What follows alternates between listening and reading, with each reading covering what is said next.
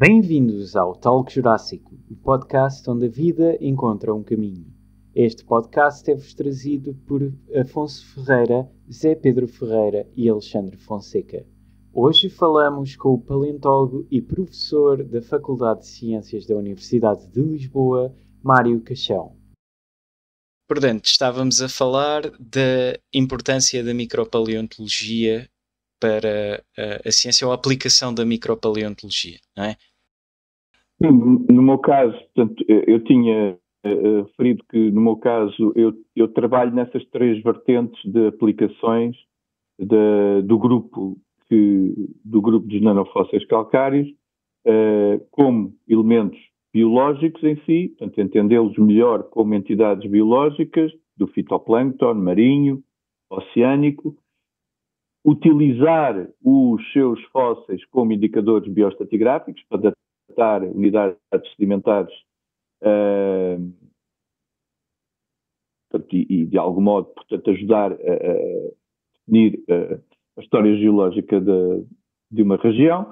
E a terceira componente, que é aquela que na realidade eu também acabo por privilegiar, que é a interpretação paleoambiental, utilizar como indicadores paleoambientais de ambientes marinhos, de ambientes, portanto, a influência dos ambientes marinhos em zonas costeiras ou o comportamento, portanto, as variações dos oceanos no passado, portanto, em termos de paleoceanografia. Portanto, as três áreas de aplicação dos fósseis, eu desenvolvo-as, neste caso, associado aos nanofósseis calcários, que é o grupo que está aqui por trás de mim. Está aqui uma reconstituição de uma dessas uma entidades. cocosfera, certo? É o nome que se lhe dá? Sim, neste caso aqui é uma cocosfera que está a mudar de uma fase de ciclo de vida para outra. Portanto, está a passar de uma fase haploide para a fase diploide. Portanto, foi apanhado num processo de reprodução no ciclo de vida e, portanto, é um caso muito raro de apanhar, porque é um momento, é um instante da vida de uma célula. Portanto, neste caso aqui é viva, esta célula estava viva quando foi recolhida da coluna d'água. E é, portanto, um instante, enfim, é uma sorte apanhar neste processo de transição, que geralmente é conhecido, mas é mais uma reconstituição, é difícil muitas vezes apanhá-lo. Mas hoje em dia há muita gente já a fazer este trabalho no atual, portanto, isto são estudos, na realidade, mais de biologia do nanoplâncton calcário, mas na altura, portanto, ganhou um prémio, um pós-doc alemão que capturou, deu-lhe uma corzita e ganhou um prémio internacional de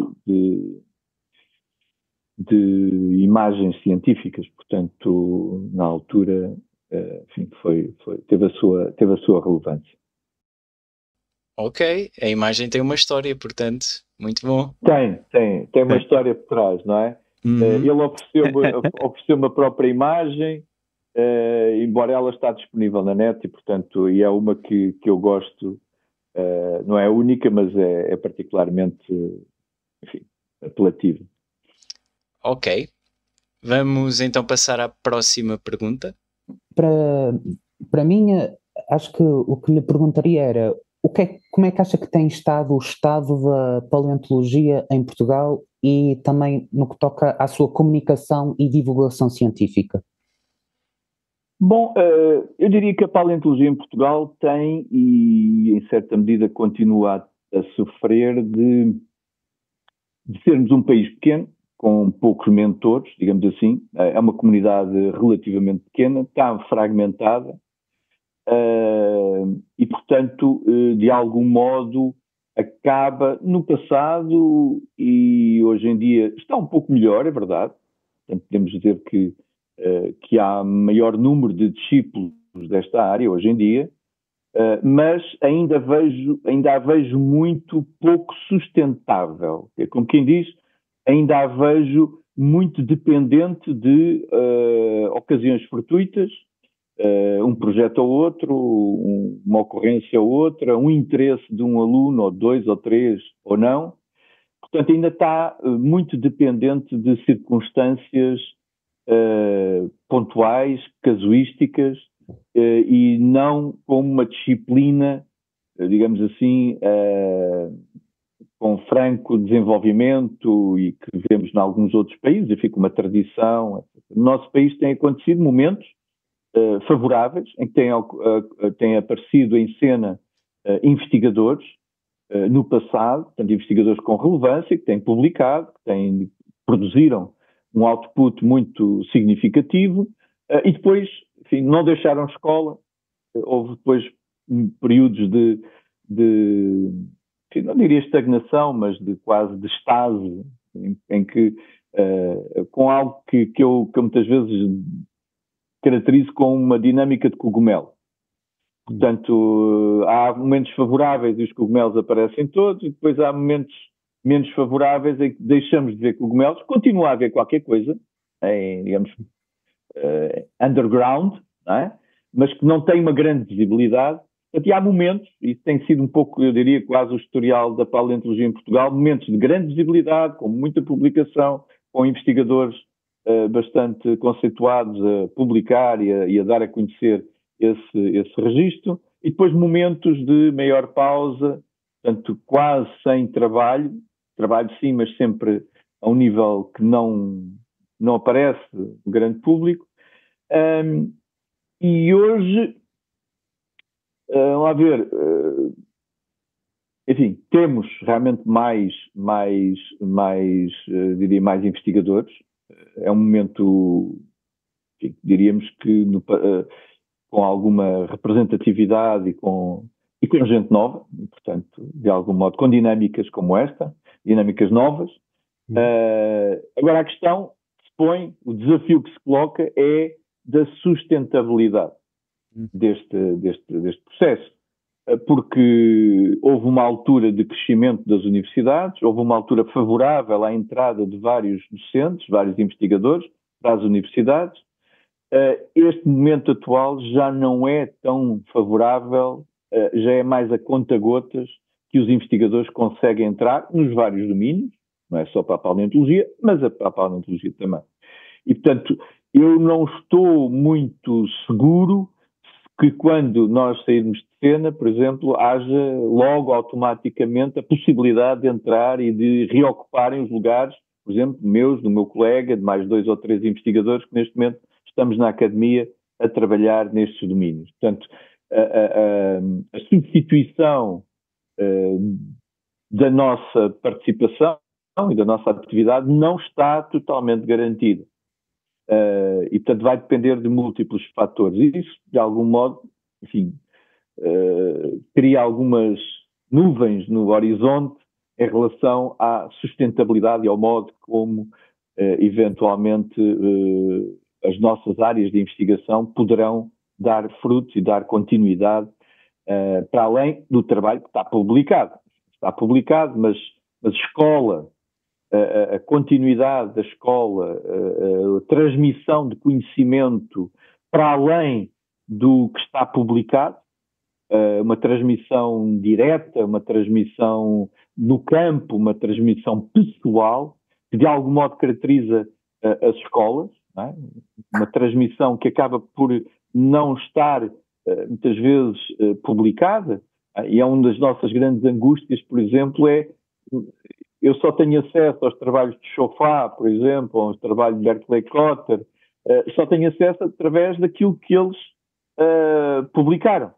Não é? Não temos acesso de viva voz, não conseguimos dar continuidade ou estar com eles no campo, não é? Já com o Jorge Zbizewski também, enfim, só mesmo muito finalmente, e o Veiga Ferreira também só muito já no final da sua carreira científica é que eu tive possibilidade de os contatar. Portanto, é essa dificuldade de passar a informação e de criar uma escola, isso não está, a meu ver, totalmente garantido, mesmo hoje não temos isso garantido, e portanto vai ter que haver outras soluções de garantir a continuidade dos trabalhos de paleontologia, mas ainda vejo a coisa, como digo, muito altos e baixos, não é? E portanto, neste momento, temos de dizer que até estamos num momento bastante auspicioso, bastante de grande produtividade, de uma maneira geral. Portanto, não é por aí. Agora, garantir a sustentabilidade, garantir que todos os que trabalham em paleontologia tenham a sua profissão e a sua oportunidade de trabalhar profissionalmente como tal. Garantir que os que já cá estão consigam passar a informação e criar escola e deixar essa escola para os futuras gerações, isso ainda não vejo totalmente garantido e, portanto, teria alguma apreensão da nossa parte de ver qual é que é a solução de continuidade que poderemos concretizar, já que ela não depende inteiramente de nós, mas muitas vezes está sujeita a fatores exteriores à nossa própria vontade. Não sei se tem resposta. Sim. Se calhar um pouco pessimista, mas a resposta pessimista, enfim, já faz parte de quem já anda há uns anos essa parte, não é? Pessimista, realista. Obviamente. É realista, é Pois. realista. É a junção dos dois. Falta só falar da parte da divulgação, que se calhar eu acho que é interessante ele ter feito a pergunta junta do estado da paleontologia e o estado da divulgação, porque se calhar a divulgação fomentaria uma vontade de haver mais paleontologia. O que é que acha quanto a isso? Sim. O programa Rocha Amiga, que eu procuro manter vivo, é fundamentalmente para as áreas da divulgação e de apoio pedagógico às escolas. Também é muito importante que os professores do básico e do secundário se sintam apoiados e tenham algum apoio complementar em cursos de formação, mas também, enfim, em atividades que depois poderão eles próprios desenvolver nas suas aulas, que promovam este tipo de conhecimento. É verdade que quando começámos e de algum modo nas fases iniciais, enfim, já se pode dizer da minha carreira, nas fases iniciais muito ligadas ao Museu de História Natural, como nós chamamos, Museu de História Natural da Universidade de Lisboa, essa entidade está muito mais próxima, mesmo depois do divórcio, digamos assim, da separação física com a Faculdade de Ciências, de antes era a mesma entidade, depois do incêndio de 78, portanto, houve uma separação, progressiva separação das duas entidades. Nós ficámos mais ligados à área da paleontologia, ficámos mais ligados também ao próprio museu, por essa razão, e essa entidade, essa instituição, sempre teve presente mais uma vocação de divulgação, não é? Junto do grande público, portanto é uma entidade que recebe o público. A universidade também o pode fazer, mas não tem essa missão por excelência, é mais de formação académica, científica, não é tanto, embora também recebamos público aqui nas nossas instalações, mas não é tanto essa a sua missão principal. Já o museu era. E, portanto, como nós colaborávamos e trabalhávamos intimamente relacionados com o museu, essa função acabou por aparecer naturalmente, a divulgação e estarmos digamos que em interação com o público e procurarmos de algum modo também transmitir informação, numa primeira fase muitas vezes associada também aos trabalhos que se iam fazendo na área da paleontologia de vertebrados, com os dinossauros obviamente como tema central. Esse também foi digamos assim, os primeiros trabalhos de divulgação foram nessa área. Depois, gradualmente, à medida que foram aparecendo outros investigadores e outros, enfim, mais gente a trabalhar na área, sobretudo na área da paleontologia, alguns deles nossos alunos, que entretanto se foram formando. Portanto, senti que não haveria tanta necessidade de manter essa linha de abordagem mais estritamente paleontológica e mais ligada para os dinossauros, porque já existiam outros mentores, e em alguns casos mais atualizados do que eu próprio, e portanto comecei a derivar aos poucos e poucos para áreas de divulgação mais gerais que contemplam, digamos, de algum modo todos os setores da geologia. Obviamente a paleontologia continua a ser, não podia deixar de ser, continua a ser uma das áreas mais relevantes e com maior quantidade de atividades, mas neste momento as minhas áreas de divulgação já não é só estritamente na área da paleontologia, já existe muita gente a trabalhar nessa área e, portanto, eu acabo por ir procurando setores menos que considero ainda que carecem de maior atenção ou de uma atenção particular e, nesse caso, eu considero que, apesar da situação em que a paleontologia está no nosso país, considero que a geologia no seu todo está pior.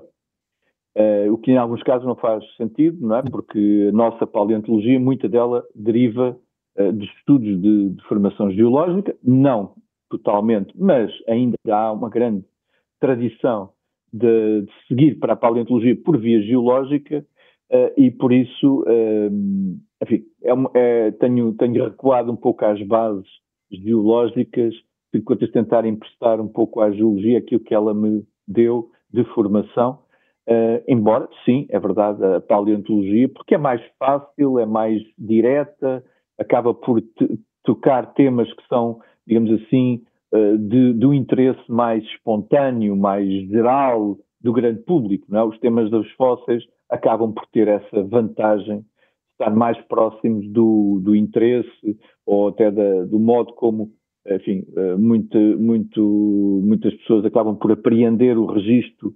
É mais fácil por via da paleontologia do que por via da geologia, não é? Muito pouca gente consegue olhar para uma pedra e retirar-lhe informação, retirar-lhe o sumo, não é? De um fóssil há pelo menos a componente biológica ou paleobiológica, não é? Que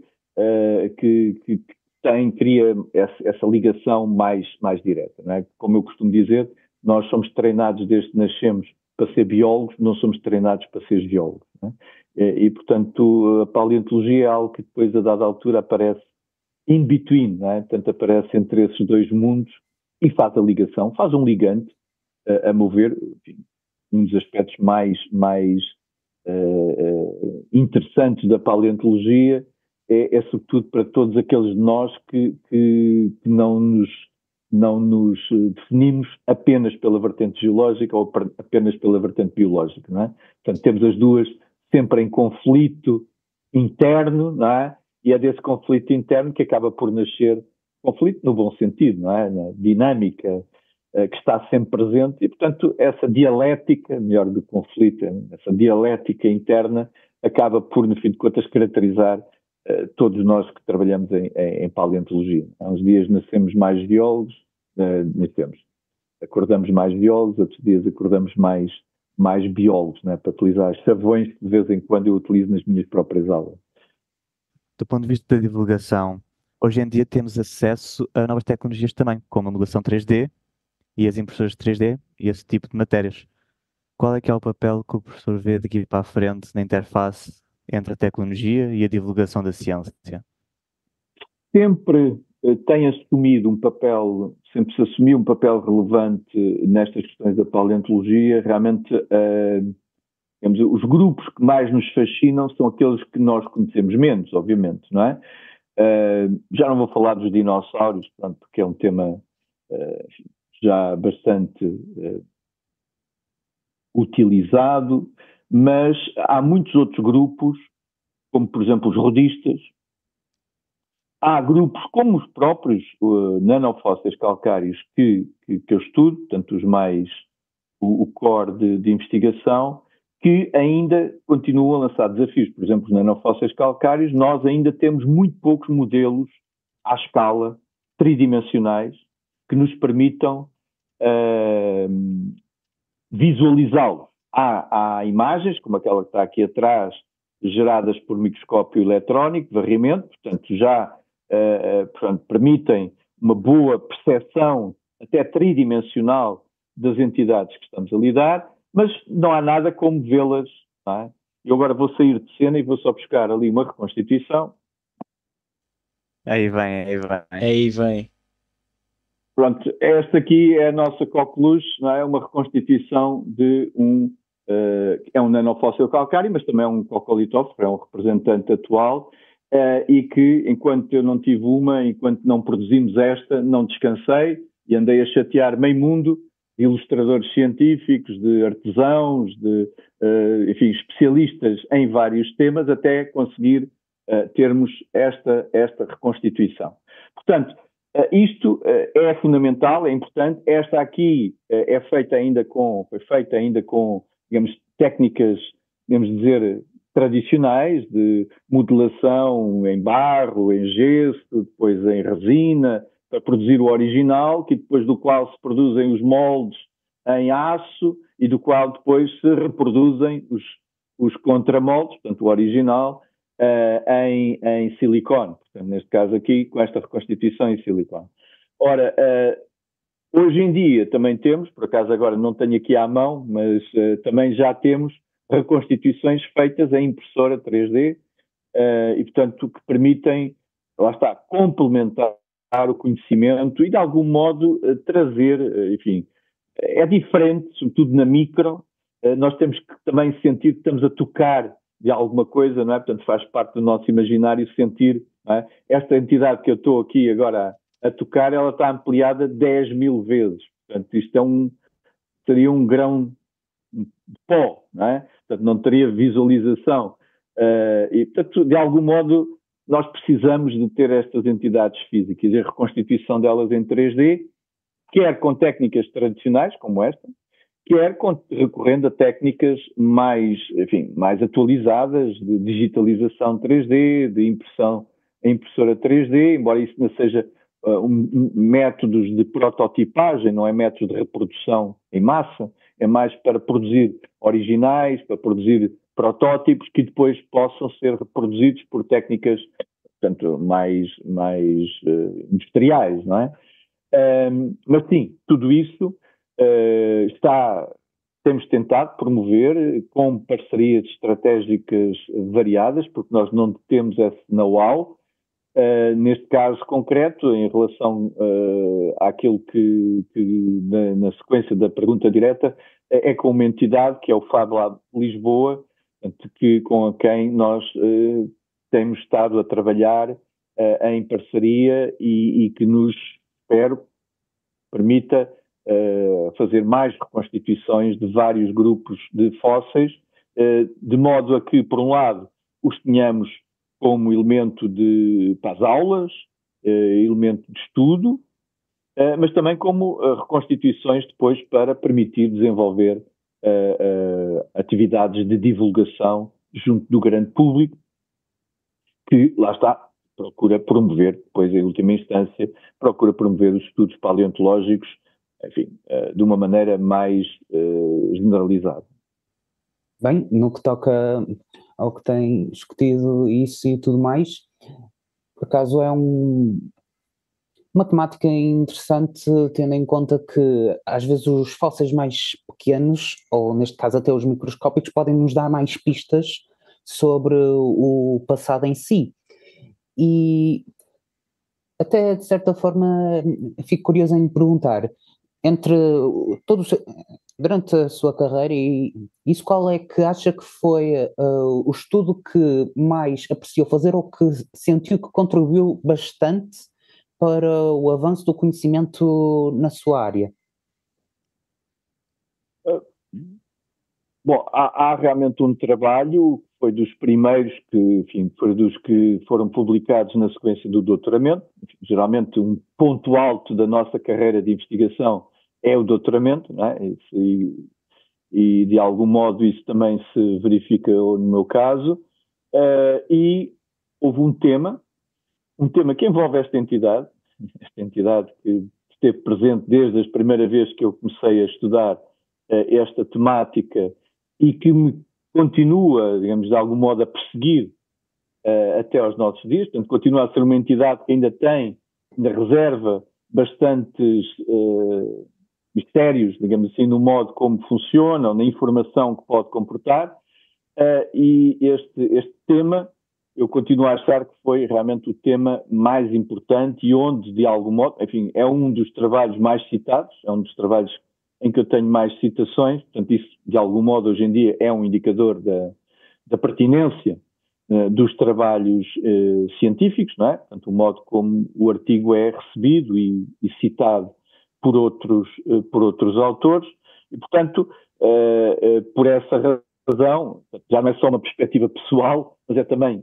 enfim, pela resposta da comunidade científica, é um trabalho que, no meu caso, isso hoje em dia já não é tão possível. Hoje em dia há uma premência para se publicar, há uma premência para se obter resultados científicos num intervalo de tempo bastante curto, muitas vezes. Há uma premência para publicar logo a seguir ao mestrado, ou na sequência do mestrado. Há uma premência para publicar, quase obrigatória, para quem quer fazer investigação, de publicar logo a seguir ao doutoramento. E muitas vezes não há um tempo suficiente para amadurecer certas ideias. E tem que se deitar cá para fora, e tem que se publicar. Enfim, é uma realidade. Nós, da velha guarda, enfim, não apreciamos tanto, embora é a realidade hoje em dia. E, portanto, rapaziada como vocês que estão envolvidos na investigação, é a vossa realidade e tem que abordar e tem que, digamos, que se adaptar a ela. Isto para dizer que essa publicação, que hoje em dia é mais citada, por acaso já não é, há uma segunda, mas esta continua a ser uma das mais citadas, demorou-me 8 anos a produzir. Portanto, durante esse tempo, estive, digamos assim, sujeito a várias situações paradoxais e, de algum modo, até em confronto com a comunidade científica, porque as minhas conclusões, de algum modo, iam contra aquilo que estava instituído ou que aparentemente se pensava que seria de uma determinada maneira.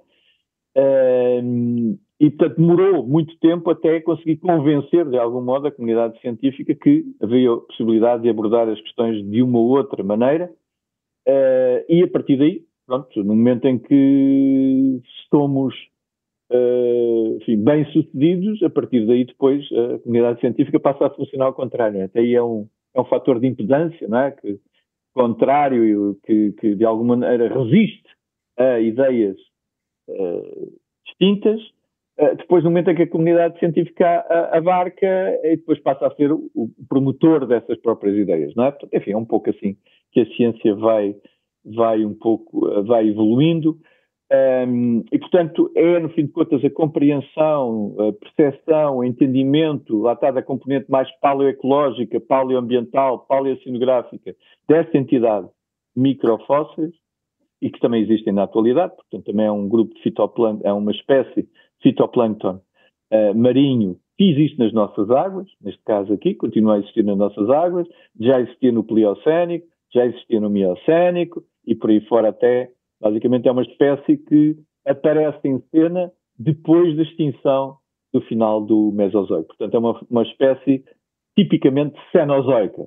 Aparece pouco tempo depois e vem até aos nossos dias, o que é excepcional e é um grupo, portanto, é uma espécie bastante importante e interessante desse ponto de vista. Não é? E em teoria, como ela existe atualmente, nós podemos ir tocar lá a coluna d'água, não é? E tentar perceber.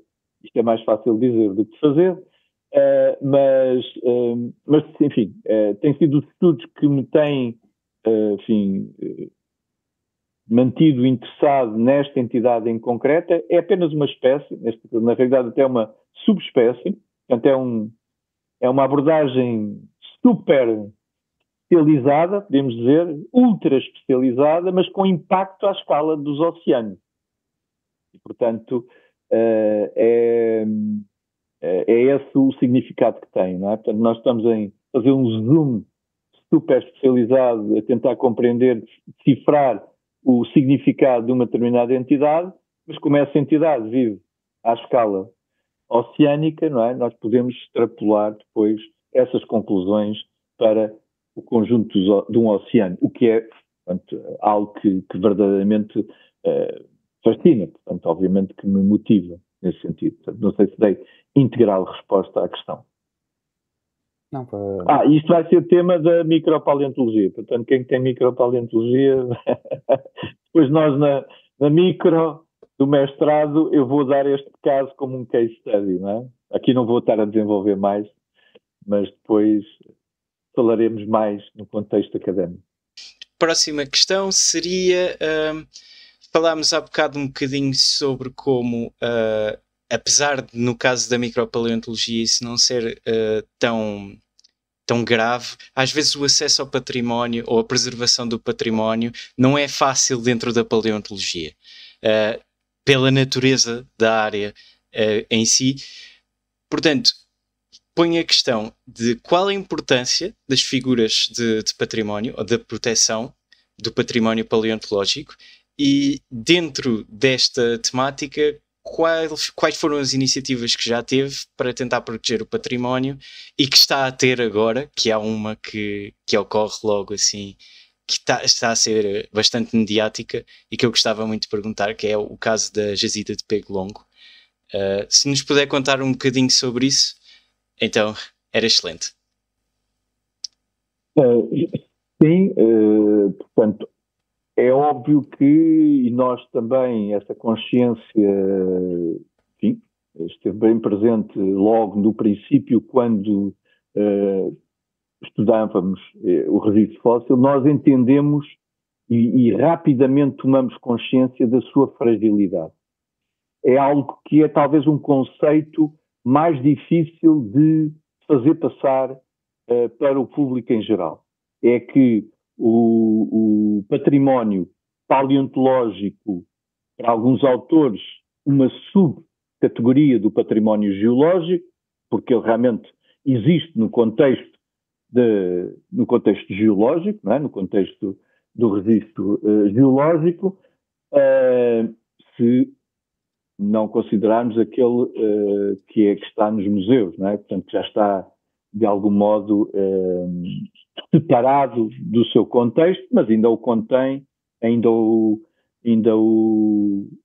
contempla ao nível da informação que comporta nas tais etiquetas, nos trabalhos publicados, etc. Mas se não considerarmos esse património, que é muito importante, esse património que existe ao nível dos museus, todo o outro está no contexto geológico.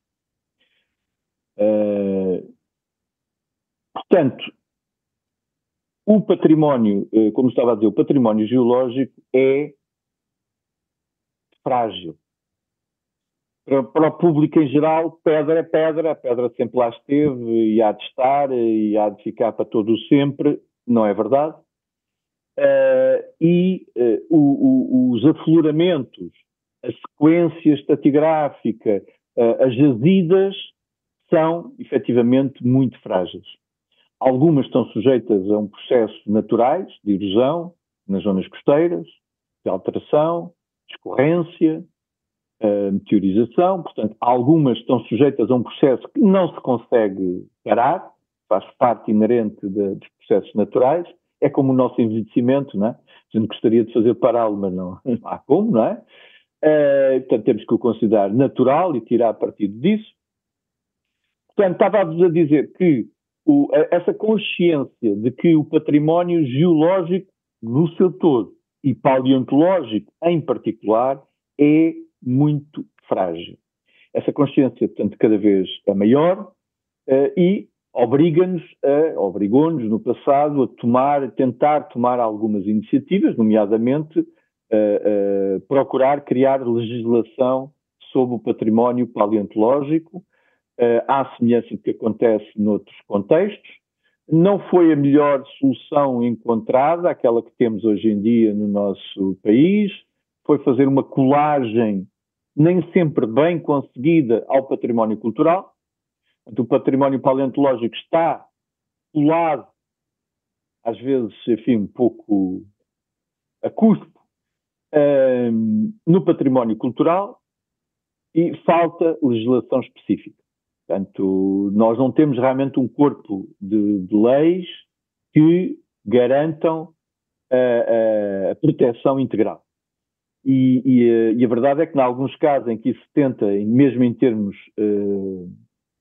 tribunais, mesmo em termos legais, como acontece, que foi referida na pedreira do Pego Longo, em que foi motivo de um processo em tribunal, assim como se ganha esse processo, porque há menções do património paleontológico na Lei de Bases do Património Cultural, portanto, na Lei Geral Portuguesa, há menções à proteção do património paleontológico, assim como há essas menções, elas são tão vagas que um advogado, enfim, com alguma habilidade é capaz de conseguir, enfim, livrar-se das implicações legais. E, portanto, é um pouco essa a situação. Nós temos algumas leis que podem ser invocadas para proteger determinadas jazidas, mas não são suficientemente vinculativas, não são suficientemente fortes para o garantir.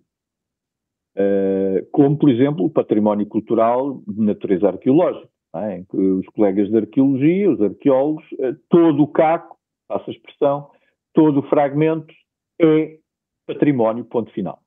Nós não podemos fazer isso. Não conseguimos fazer isso, não podemos fazer isso, nem boa parte dos casos. Por exemplo, se fizéssemos isso, aplicássemos esse estrito, as obras daqui em Lisboa paravam. Simplesmente porque, obviamente, que todos os caboclos, ou boa parte dos edifícios, não é, as suas fundações atravessam unidades fossilíferas quase em permanência. E, portanto, não é possível. Eles já os empreiteiros já se chateiam solenemente quando, por alguma razão, encontram artefactos ou estruturas arqueológicas. Portanto, se fôssemos nós invocar a preservação do património paleontológico, pois então não havia obras na região de Lisboa, por exemplo, ou noutros contextos, não é? Isso não se pode, na prática, nós não somos, enfim, não estamos fora da realidade, nós entendemos a realidade, queremos ser parceiros e agentes dessa própria de realidade, não é? E, portanto, não vivemos no nosso mundo utópico em que as coisas têm que ser protegidas com os tubos de escape, porque na prática depois isso não se verifica, não é? Portanto, isto para dizer que essa consciência da fragilidade e da importância de preservar sempre que possível e tentar criar figuras, a maior parte delas, neste caso, estão associadas realmente a pegadas de dinossauros, a maior parte dos monumentos naturais que estão consagrados pelo ICNF, não são todos agora, mas a maior parte deles são pegadas, são jazidas de pegadas. Isto porquê? Porque quando este movimento e esta consciência se despertou, era esse o tema que estava na berra, era o tema que estávamos a trabalhar, era o tema que estávamos a trabalhar no Museu de História Natural, as jazidas, as jazidas de pegadas, e portanto acabou por ser quase natural que as jazidas, quase todas, acabaram por ganhar esse estatuto, que, em alguns casos, uma pedreira do Galinha, foi possível de garantir. Noutros casos, a sua implantação e o seu enquadramento geomorfológico, digamos assim, de estarem em zonas de arribas, zonas de erosão forte, etc., impedem que realmente se apliquem estratégias de proteção. Noutros casos, enfim, ainda o processo ainda está em efervescente, não é? Portanto, de algum modo, também tenho estado ligado a alguma dessa atividade, muitas vezes na retaguarda dos trabalhos e dos esforços, neste caso, na altura, o nosso professor e a certo momento sempre mentor para estas áreas, para estes temas, o professor Galopim de Carvalho, e, portanto, de algum modo, o nosso trabalho estava na retaguarda, e era ele a figura pública, e ainda continua a ser a figura pública visível para muitos destes esforços de proteção e de preservação, que aos poucos e poucos, enfim, à medida que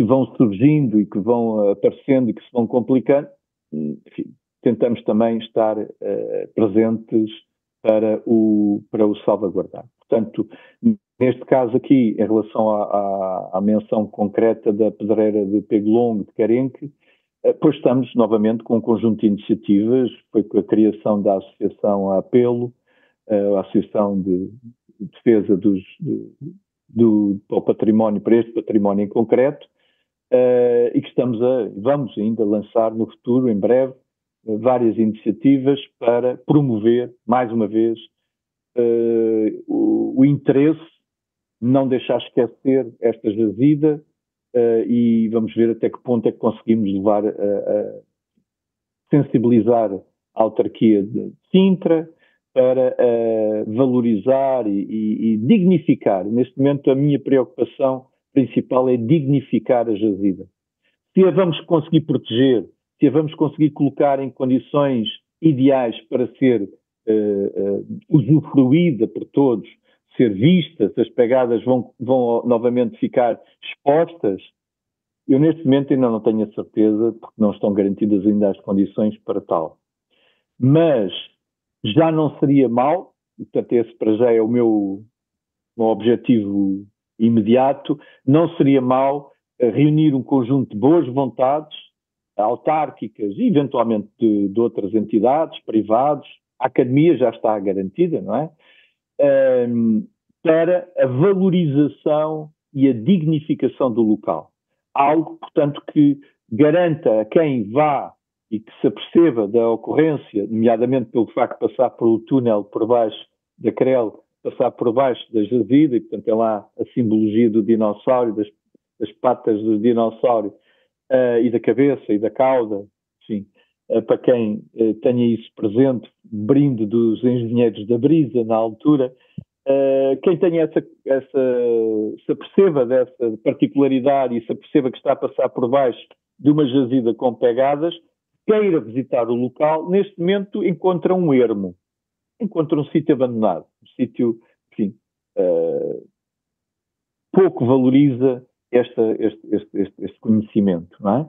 Portanto, o que pretendemos é que criar as condições mínimas para que quem efetivamente se desloca a este local tenha informação, tenha um espaço que ainda não garante completamente, ou mesmo que não garanta ainda completamente a observação das pegadas, tem lá reconstituições, fotografias, painéis, informação, e portanto já permite muito uma análise já, enfim, com algum grau de profundidade, em função do conhecimento que cada um tenha sobre o tema, e, portanto, ganhar um pouco mais de informação sobre isso. É isso que nós pretendemos vir a fazer, enfim, em breve. Não somos nós, lá está, nós somos produtores de conhecimento, não é? Nós fornecemos o conhecimento, damos informação, mas depois tem que haver outros agentes do terreno, a começar pelo próprio proprietário, que de algum modo tem que também enfim, mostrar alguma disponibilidade para aquele sítio. Enfim, ninguém vai construir ali nada, portanto não há como valorizá-lo de outro modo. Este será a melhor maneira, diria eu, de valorizar aquele local e contribuir para, enfim, o avanço do conhecimento científico e a divulgação junto dos nossos concidadãos em torno desta temática da paleontologia. Portanto, é um exemplo, mas é um exemplo que poderá vir a ser paradigmático. Já tem um historial, não é? Como vocês sabem, já tem um historial bastante longo. Nós praticamente o acompanhámos quase desde o início. Portanto, foram colegas nossos, já mais séniores, que descobriram a jazida, e nós começámos a estudá-la poucos anos depois, e pronto, e enfim, depois com toda a batalha de Carenque e todas as questões mediáticas em torno dela, e a questão ainda continua. Portanto, a jazida ainda carece desse tal valorização, dignificação. A palavra que eu mais queria trazer aqui é dignificar o local, não é? Tem depois várias componentes, mas é isso que neste momento mais me preocupa. Só uma pequena questão: há quanto tempo é que está a ser é que se está a fazer a luta para a preservação dessa peça de património em particular, e se nesse espaço de tempo houve algum avanço alguma vez? Tem havido avanço e recuo, não é? Eu aqui estava a procurar aqui buscar a minha cábula. Neste momento o monumento está enterrado, não é? As pedras encontram-se enterradas. Sim, está tapado, não diria enterrado, mas está, sim, está, para todos os efeitos, para o público em geral, está está enterrado, sim, tens razão. Portanto, a descoberta da jazida foi em 1986. E eu pedi aos colegas que descobriram, ao Carlos Koch, nomeadamente, que me dissesse uma data mais provável da descoberta. E ele, portanto, foi consultar os seus cadernos de campo e providenciou-me que o 3 de maio de 1986 terá sido a data, a altura, digamos assim, mais provável para a descoberta. E, desse modo, porquê? Porque a minha ideia é que no próximo dia 3 de maio, ou que venha a ser consagrado o dia desta jazida. E, portanto, que possamos vir a fazer, estamos a planear, há iniciativas em torno para esse dia 3 de maio, na jazida, junto à jazida de Carenque, no sentido de relançar toda esta questão da proteção desta jazida. Ela foi-lhe atribuído o estatuto de monumento natural em 97, portanto, cerca de 11 anos depois, quase a 5 de maio, portanto foi quase pouco depois, 11 anos depois foi, digamos, instituído o estatuto, foi-lhe concedido o estatuto de monumento natural, em boa parte por causa dos achados arqueológicos que estão também associados. Mas o certo é que continua até hoje ainda muito carente do interesse das pessoas. Portanto, ele acaba por já ter tido momentos, podemos dizer, momentos áureos. O momento áureo foi quando se conseguiu financiar a mudança de planos de uma autoestrada que estava planeada cortar o morro a direito, portanto, na altura, quando estávamos a estudar a jazida e os trabalhos começaram a se desenvolver de extensão da CREL, a ideia era que aquilo ia ser cortado a direito e a jazida, por simplesmente, ia desaparecer. Portanto, e por força de uma movimentação política e social encabeçada pelo professor Galopim Carvalho, conseguiu-se arranjar um financiamento significativo, milhões de euros, não sei exatamente quanto, mas um financiamento significativo para mudar a concepção de cortar, portanto, a direita, fazer um viaduto, para um duplo túnel. E o duplo túnel é precisamente para garantir a viabilidade da jazida. Portanto, a estrutura tem um pilar, o túnel tem um pilar central para garantir que a laje não sofresse pequenas oscilações normais para uma obra desta natureza e envergadura, ainda para mais porque boa parte das unidades que estão por baixo da camada com as pegadas, uma camada margosa, compacta, tem pouco mais de um palmo, enfim, um palmo um pouco mais de espessura, portanto é uma unidade relativamente pouco espessa, e por baixo tem uma espessa unidade de argila. Ora, isto é o pior cenário para preservação e proteção desta jazida, compromete alguns aspectos da jazida e na altura para a construção, não é? Fazer um duplo túnel em unidades argilosas sem fazer variar a componente vertical desta laje, pois isto foi um desafio e uma homenagem que todos nós prestamos à qualidade técnica dos nossos engenheiros, nomeadamente aos engenheiros da Brisa que estiveram envolvidos nisso, não é? Portanto, foi qualidade técnica, financiamento obrigatório e qualidade técnica. Isso eu diria que é o ponto alto. Ainda hoje me espanto por isso ter conseguido. Confesso-vos que ainda hoje eu acho que continua a ser um expoente máximo da proteção de uma jazida a todos os níveis, não é? O dinheiro envolvido, a mudança de toda a engenharia que foi necessário criar e toda a obra que foi necessária remodelar para garantir essa jazida até acaba por ser quase, eu diria, irónico, depois de todo este esforço, depois deste dinheiro investido, depois de todo este esforço de várias entidades, com a brisa à cabeça, para conseguirem proteger a jazida, conseguisse proteger a jazida e depois acabou de acontecer o que diria que seria o mais impensável, que é, uma vez protegido, não dar continuidade e não transformar aquilo, não tirar o máximo partido dessa ocorrência, dessa jazida. Portanto, investiu-se muito dinheiro, investiu-se muitos recursos para ser só um fait divers. Neste momento é um fait divers, é uma coisa que tem piada, o pessoal passa por baixo de um túnel, lá por cima tem pegadas e pronto, é só isto. Neste momento é só isto. Isto é pobre, isto é pouco e podemos fazer muito mais, não é? E, portanto, é isso que estamos a tentar promover. Eu não tinha noção da dimensão da obra, não tinha essa ideia que aquilo tinha sido tão difícil e que tinha sido tão ambicioso.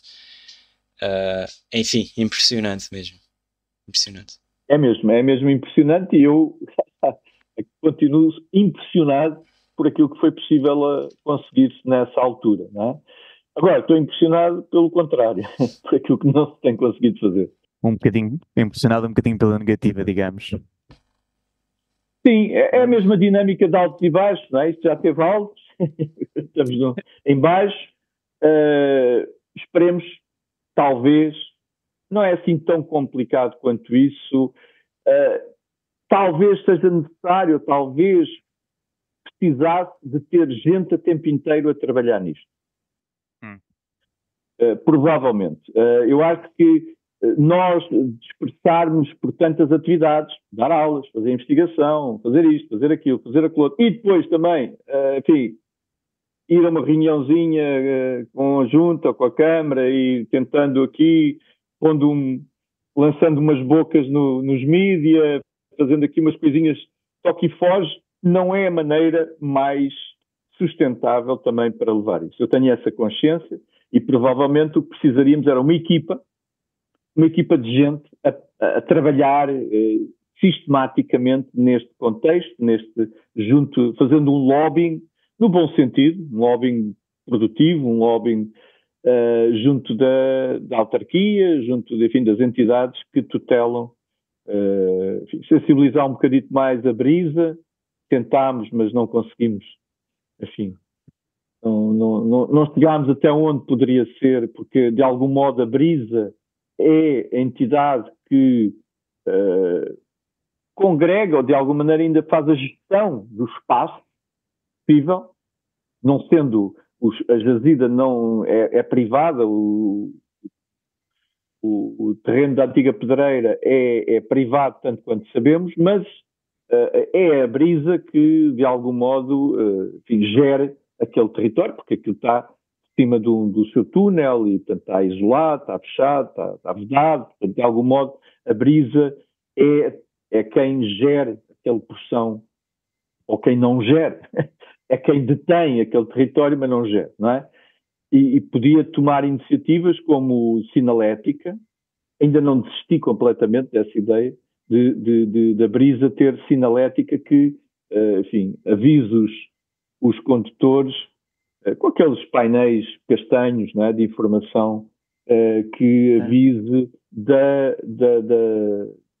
da proximidade, não é? Pegadas a 100 metros, pegadas a 50 metros, já passou as pegadas, não é? Portanto, qualquer coisa que levasse os milhares de pessoas, na realidade temos ali um público potencial, a maior parte do pessoal não faz nem ideia do que é que está, por onde é que está a passar, não é?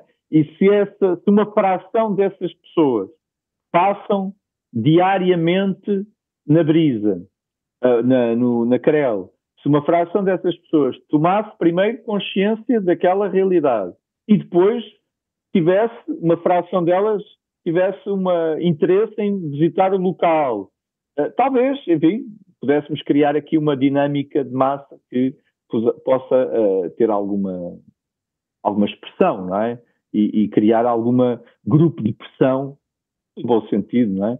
Um grupo de pressão junto das entidades que tutelam essa expressão de território para valorizá-lo, dignificá-lo e permitir que todos nós o usufruamos, não é? A questão não é connosco, não é? Nós sabemos, eu sei o que é que lá está. Não é? Eu estudei, eu estive lá em cima da laje e de vez em quando até vou lá. E, portanto, eu não preciso. Digamos, no limite eu não preciso. Não é? Eu sei o que é que lá está. Portanto, não é para mim. Não é?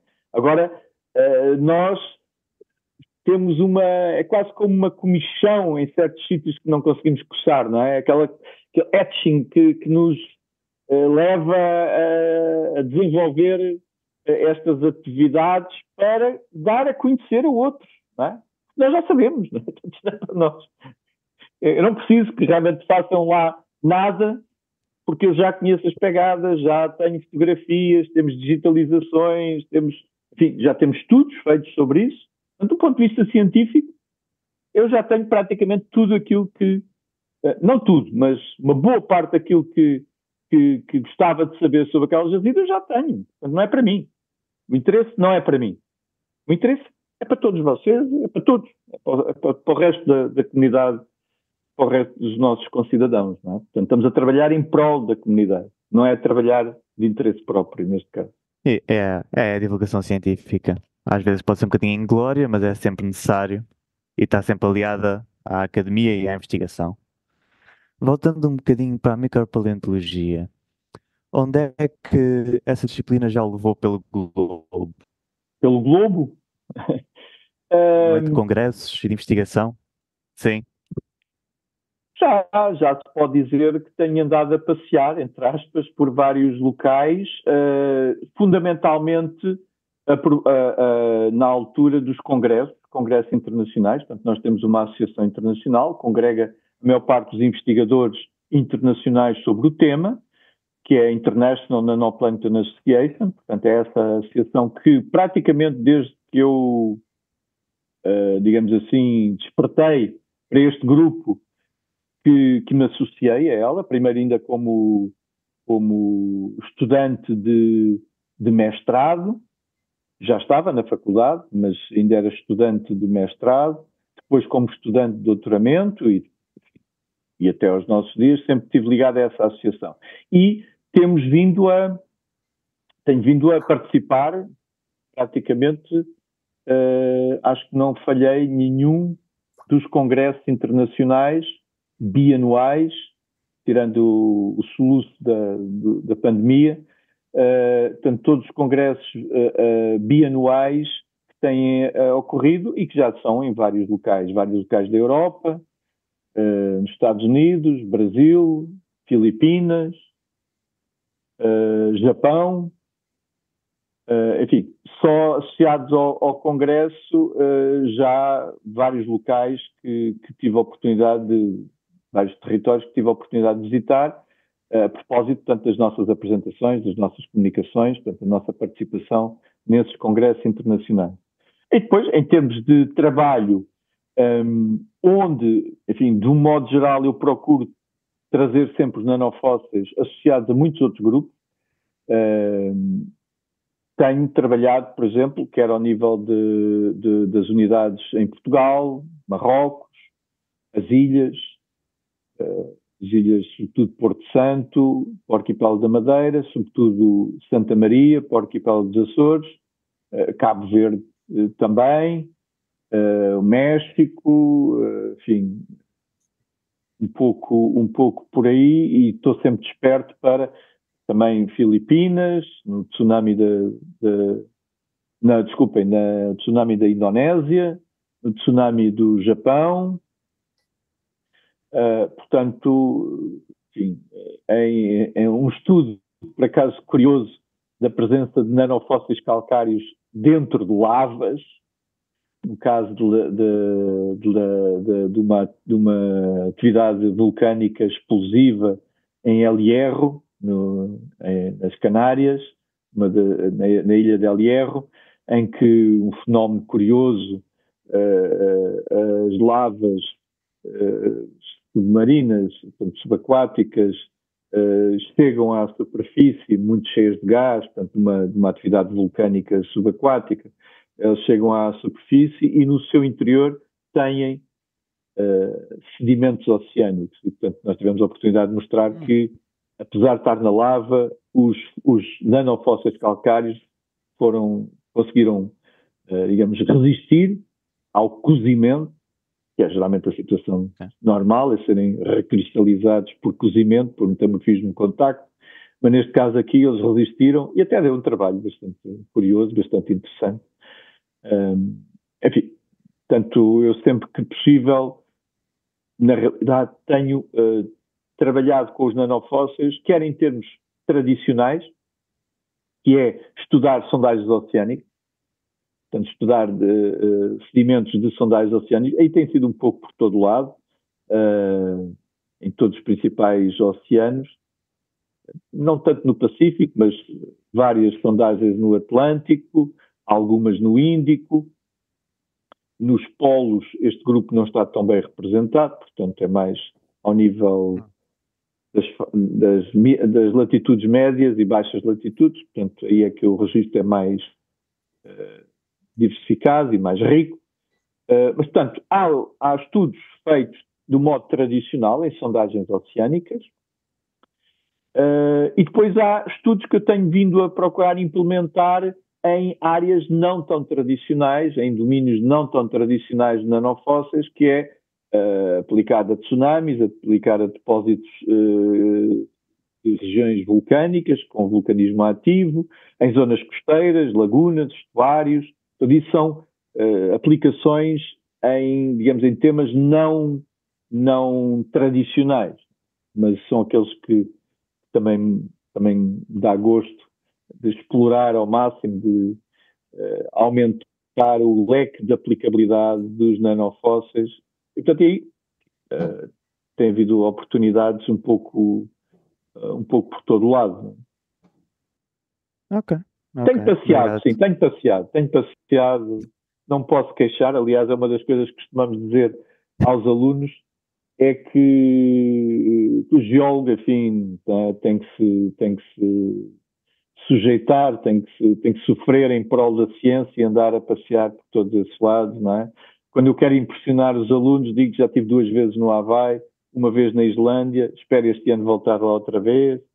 Portanto, estudando nanofósseis ou outras componentes da geologia, ou simplesmente por deleite de admirar paisagens naturais, geralmente há sempre uma componentezinha geológica, há sempre qualquer coisa que nós aproveitamos depois para as aulas ou para a nossa atividade de investigação, mas há assim alguns locais paradigmáticos que ainda guardo na memória, enfim, e outros que eu gostaria de visitar e que ainda não tive a oportunidade. Vamos ver, a janela de oportunidade está-se a fechar, vamos ver se consegue aproveitar. Uma outra pergunta, já que falou de tanto viajar, até lhe também perguntava qual desses locais é que viu que tinha a melhor preservação, ou em termos de fósseis, aquele que achou que era o mais esplendoroso de ver. Bom, há jazidas espetaculares. Há jazidas, sobretudo algumas que estão associadas aos Lagerstätten, enfim, jazidas que realmente são especiais, não é? E que de qualidade internacional. E há várias, enfim, às vezes é um bocadinho difícil de escolher uma, não é? Quando o pessoal diz o que é que gosta mais, qual é o seu filho que gosta mais, não é? Mas há vários. Eu podia citar, por exemplo, uma que até sim, sai fora um pouco da minha área tradicional e das minhas áreas de estudo tradicionais, mas que a dada altura se revelou interessante e relevante, como por exemplo a jazida de icnofósseis de Penha Garcia, de Cruziana, os trilhos de trilobites, tanto nos quartzitos do Ordovícico, de Penha Garcia. A dado momento, por iniciativa de um antigo aluno, que agora voltou a ser outra vez aluno, finalmente, doutoramento, a ver se ele realmente completa o doutoramento, mas na altura estava a fazer os trabalhos de mestrado, e que estava a estudar por iniciativa própria e por interesse próprio, e nós, enfim, muitas vezes temos que ir a correr atrás do interesse dos alunos, não é? E neste caso, concretamente, portanto, dar-lhe as condições necessárias para que ele progredisse na sua carreira, como tem feito, com mérito próprio. Portanto, numa determinada altura, nós, enfim, tentamos dar o nosso apoio, garantir que a carreira científica seja continuada, mesmo quando estamos fora da nossa área de conforto, não é? E no caso concreto, é uma área que não dominava e que aprendi, tive que aprender um pouco também, bastante sobre ela. A dada altura, tivemos felicidade e o gosto e o prazer de contatar Adolfo Zellacher, que entretanto já faleceu, mas que era um investigador muito ligado a estas áreas da paleoiconologia, que estava interessado e que utilizou esta jazida na sua exposição de vários icnofósseis e estruturas fósseis que ele reproduzia. Portanto, tinha reproduções, réplicas de várias desses elementos paleontológicos. A maior parte das vezes eram olha, estava a falar do tenho aqui no computador a aparecer mensagens precisamente da pessoa que estava a falar desse aluno, do Carlos Neto Carvalho. Ele não pode ser boa pessoa. No meio aqui está a aparecer mensagens dele, temos coisas ainda em carteira para resolver. Mas estava a dizer, portanto, até com o próprio Adolfo Zellacher, portanto, tomei consciência da importância dessa jazida, e realmente é um local espetacular, que acabou por ser o fulcro motivador da proteção e da criação do próprio Geoparque Natura Tejo. Não é o único, portanto, nós temos alguns geoparques, como o Arouca também, em que o núcleo das orictocenosos, as jazidas fósseis, acaba por ser o núcleo central e dinamizador depois da realidade que evolui para o Geoparque, e naquele caso, portanto, que evoluiu para o Geoparque Natura Tejo. Então, essa é uma jazida realmente muito especial, nossa. Eu ia falar até mais das nossas, porque há outras, mas outros que tenham outros mentores para as valorizar, não é? Eu estou muito, muito surpreendido também pela da Arouca, a qualidade, neste caso, dos somatofósseis trilobites da jazida da Arouca, que tem um centro de interpretação associado e que também é o núcleo duro do próprio Geoparque. Daqueles que eu tenho estado envolvido, por exemplo, as jazidas de Porto Santo e as jazidas fossilíferas de Santa Maria, curiosamente, por razões, muitas vezes até de não estarem sujeitas a uma pressão antrópica de recolha de fósseis tão sistemática, ou por outras condições próprias, cada uma destas ilhas, Porto Santo e Santa Maria, tem jazidas notáveis, únicas, já publicadas e, portanto, já com reconhecimento internacional da sua singularidade, que continuam a deixar-me, enfim, bastante surpreso e agradado com essa ocorrência. E, tanto quanto possível, tentamos levar as pessoas, professores, público em geral, a vê-las, a tirar, digamos assim, também partido da sua existência. Estou-me a lembrar, por exemplo, o Cabeço das Laranjas, no caso de Porto Santo. Estou-me a lembrar da jazida de Pedra de Pica, no caso de Santa Maria, mas há realmente vários contextos, jazidas miopleocénicas, neste caso, que têm uma qualidade, em alguns casos, superior àquela que nós temos jazidas com mais extensão, áreas fossilíferas mais extensas, no Algarve, aqui na bacia do Baixo Tejo, mas sem essa singularidade. Aliás, devo dizer que foi precisamente por causa da singularidade de algumas jazidas do Porto Santo que me levou a ir procurar encontrar um equivalente atual no Havaí. A dado momento, julguei que seria no Havaí que estaria o equivalente atual, o análogo atual das jazidas, por exemplo, de algumas jazidas que nós temos no Porto Santo. E, na realidade, as jazidas do Porto Santo acabam por ser mais especiais ainda do que aquelas que eu vi no Havaí, não é? No atual. Portanto, situações atuais em que têm lava em confronto com comunidades costeiras, nomeadamente as que geram recifes de corais. Portanto, esse interplay que está soberbamente fossilizado e preservado em alguns locais do Porto Santo, nem sequer no Havaí consegui encontrar equivalente de qualidade, portanto, igual. Portanto, são realmente situações de singularidade. Acho surpreendente, não é? O património em ilhas vulcânicas ter-se património sedimentar, não é? É bastante curioso. O pessoal não tem ideia, sobretudo do continente, não faz ideia. E depois o mais curioso é que há, às vezes, colegas, professores das ilhas, que nos pedem exemplos e fósseis aqui do continente, quando eles têm um conteúdo fóssil, às vezes, melhor e mais espetacular do que nós aqui, inclusive. Uhum. Ainda há muito para divulgar. Quanto ao Carlos Neto Carvalho, eu já tive a oportunidade de o conhecer e de estar com ele várias vezes. Ele verdadeiramente é muito conhecedor quanto àquilo que faz e sempre que falo com ele aprendo bastante. Pronto, enfim, eu fico contente dele estar a avançar no doutoramento agora. É mais um passo bastante importante e ele realmente tem ali umas coisas bastante, como é que eu haverei de dizer, importantes que ele dá a tratar, do Geoparque, não é? E eu acho isso bastante admirável.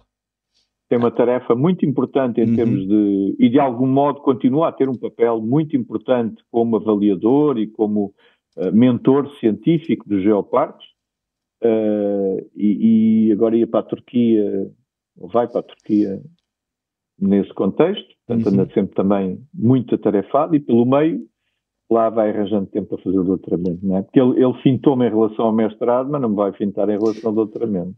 Não vou largá-lo enquanto ele não me produzir a sua tese, não é? Ok, ainda bem.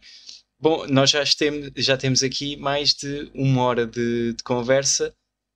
Vamos então acabar o podcast com a última pergunta, que eu acho que era a pergunta mesmo para deixar ao fim, que é: qual é o seu fóssil preferido? Olha. Aí está. Nem mais. Eu não sei se deu para notar, não é? Não sei se deu para notar que eu nunca mais o larguei. Não é? Sim. Não é? Sim, é verdade, embora ultimamente também os rodistas, é só por dizer que ainda não tenho os 3D que gostaria de ter, não é? Estamos aqui, nós também e vocês também, estamos de alguma maneira envolvidos na coisa. Portanto, os rodistas também, quando eu estiver, sou capaz de, enfim, expressar o meu interesse direto pelos dois, não é? Mas enquanto não tiver as reconstituições 3D bonitinhas deles, este ainda continua a ser o meu preferido. Ok. Pronto. Vamos agradecer então a sua presença. Foi bastante... digamos que foi um passo para o podcast. Entrevistar uma pessoa, um profissional com tanta experiência. Foi incrível. Eu é que agradeço o vosso convite, espero que tenha sido útil e disponham. Útil, claro que foi. Agora veremos como é que isto avança, este pequeno projeto avança daqui para a frente e pode ser que ainda calhe mais um episódio e que seja uma conversa com o professor, se quiser. Tudo bem. Ok. Este tema já sabes que a gente estamos cá, não é? É para isto mesmo também, de alguma maneira, é para isto mesmo que também cá estamos, não é? E só uma coisa, o professor tinha dito aquela coisa de com os investigadores mais antigos nós não podemos fazer aquela partilha verbal, só temos aquilo que eles deixaram escrito. Se calhar este tipo de iniciativa é uma maneira de deixar as ideias que foram faladas registadas. Uma conversa registada pode ter valor. E sim, uma força de motivação. seguramente. Houve já também tentativas mais ou menos conseguidas de fazer entrevistas a investigadores e a professores já no final da sua carreira. Não é? Portanto, também vem nesse sentido. Isto aqui, os podcasts agora são uma versão, digamos assim, mais tecnológica e moderna, mais atual dessas iniciativas de ouvir de viva voz, não é? E não apenas só do que está escrito.